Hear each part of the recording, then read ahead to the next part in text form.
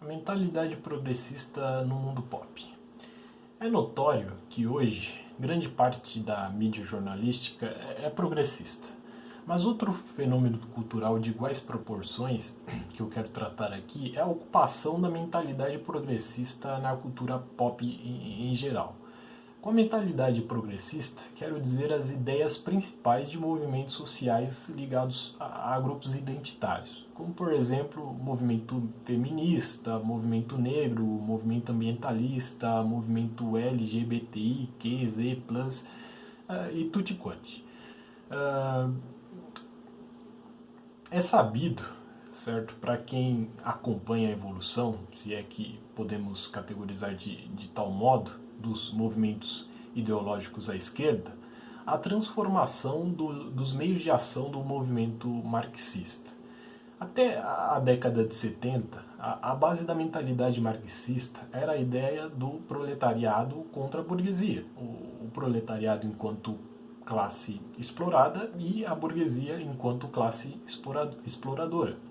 Isso mudou porque houve a percepção de que o proletário não era mais revolucionário, muito pelo contrário, o proletário estava acomodado e muito bem no capitalismo e não tinha mais um ímpeto revolucionário.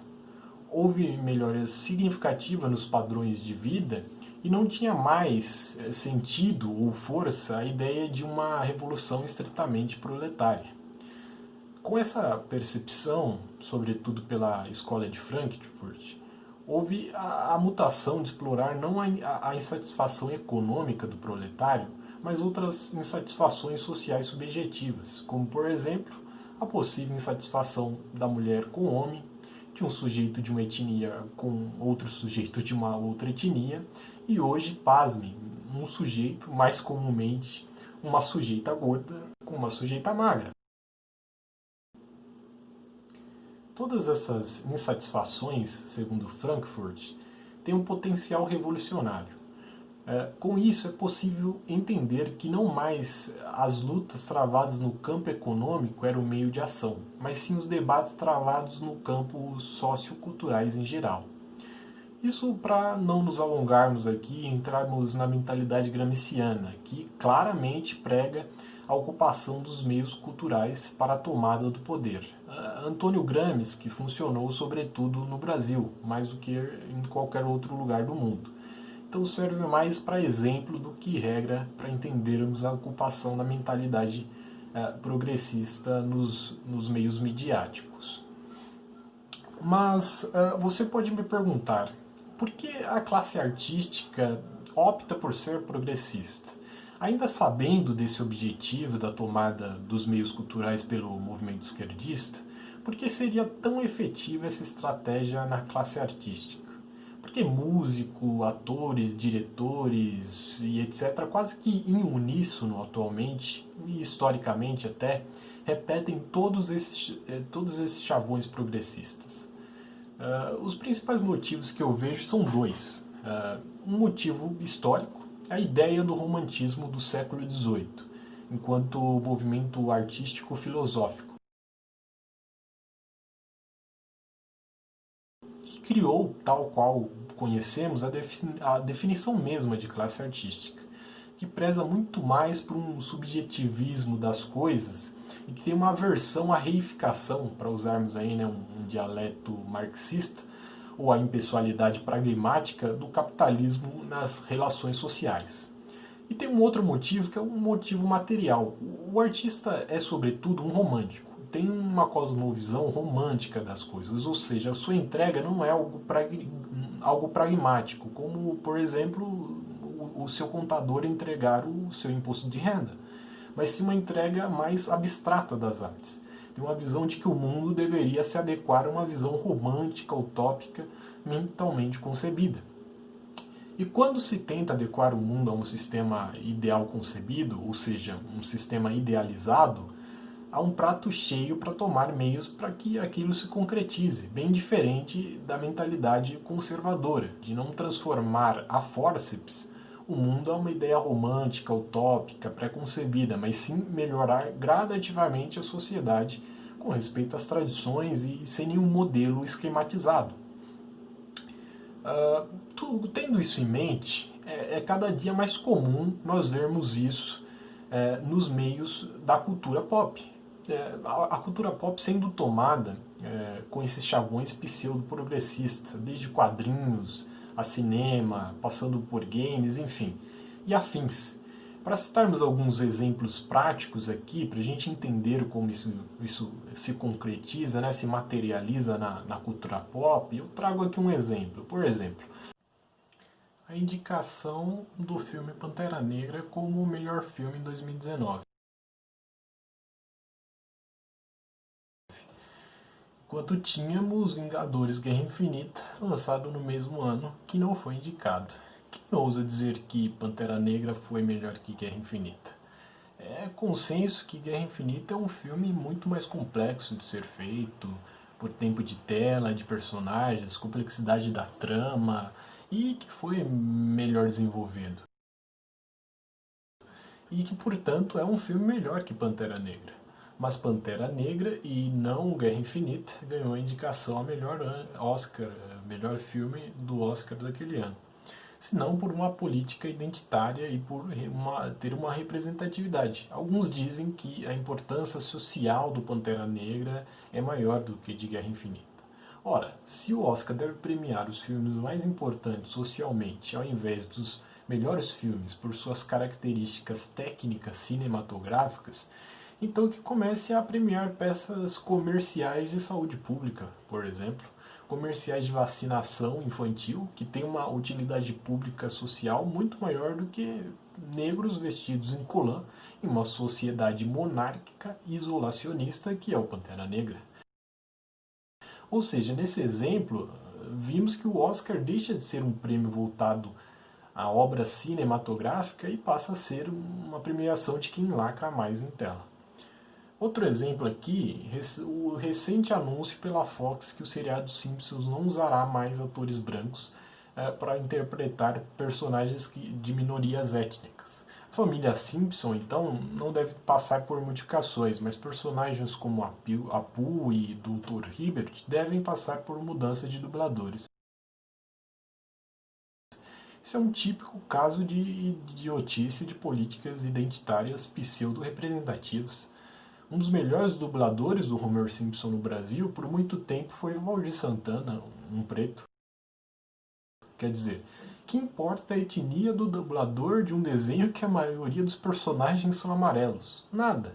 É nada mais do que demagogismo barato, transvestido de preocupação social, que no caso é atualmente a regra progressista.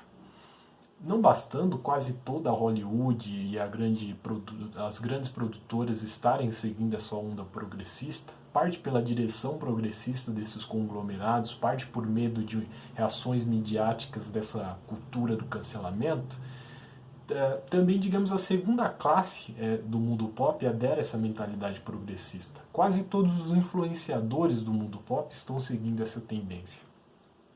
Aqui no Brasil, grupos como o Omelete e o Jovem Nerd, vanguardistas e bastiões da cultura pop no país, têm nos últimos anos demonstrado claramente esse viés esquerda progressista. O problema não é sequer ser de esquerda ou direita, ou seja lá o que for, mas sim utilizar a ótica esquerdista para comentar quase qualquer assunto. O que Flávio Morgenstern chama de refração ideológica, ou seja, utiliza a ótica político-ideológica para ler toda e qualquer produção cultural. Quanto de representatividade tem nesse filme? Foi tratado de temas relevantes socialmente? Tem gay, lésbica, trans, negro, indígena, alto, baixo, gordo, anão? Chega a ser pedante acompanhar atualmente esses veículos.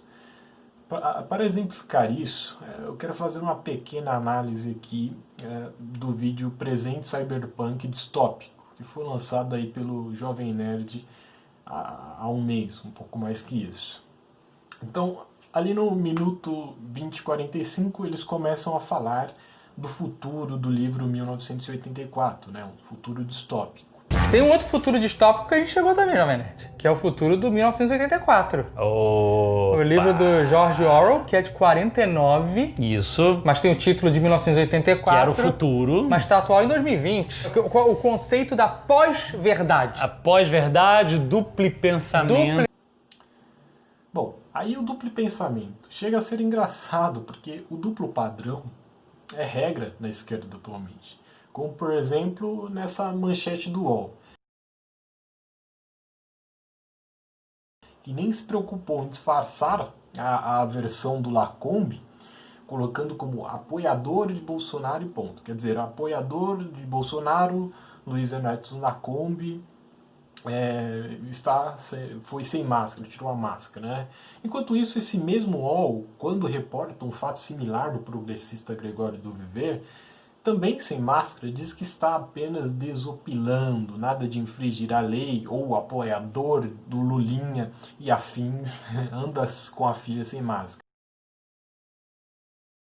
Quer dizer, não para por aí o duplo pensamento. A esquerda, por exemplo, fica chocada com o palavreado presidencial, ministerial em uma reunião fechada, a ponto de contar quantos palavrões foram ditos pelo Bolsonaro, o presidente.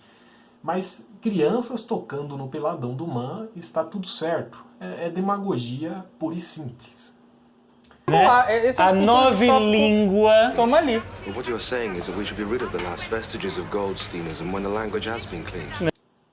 A nova língua.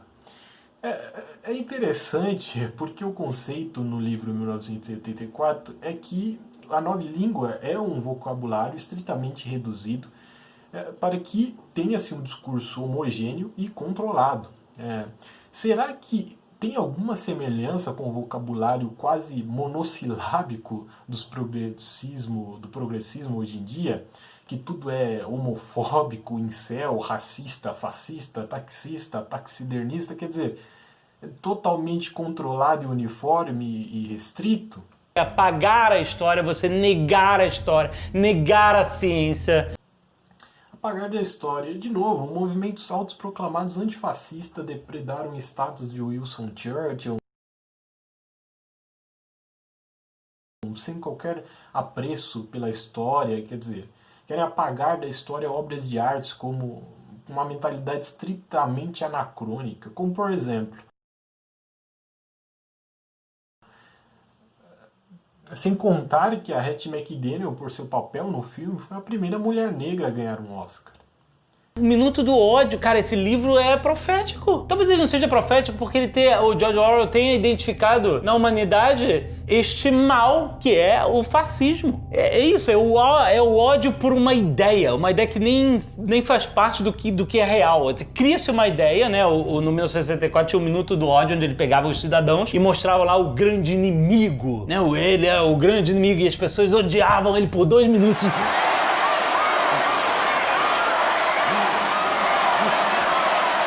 E xingavam e tal. Porra, outro dia, um monte de maluco jogando bexiga em cartaz. Vaiando o hospital. Caraca, metendo o dedo na cara de enfermeira. Puta que pariu, isso não é 1984? Isso não é o que a gente tá vivendo agora, gente? Pelo amor de Deus. Minuto do ódio. Quer dizer, de novo, ações puramente reativas. Minutos do ódio. Por exemplo, caguei e cagaria novamente, diz a artista que defecou em cartaz de Bolsonaro. Ou quer dizer, isso, Jovem Nerd, isso não parece um minuto de ódio para você?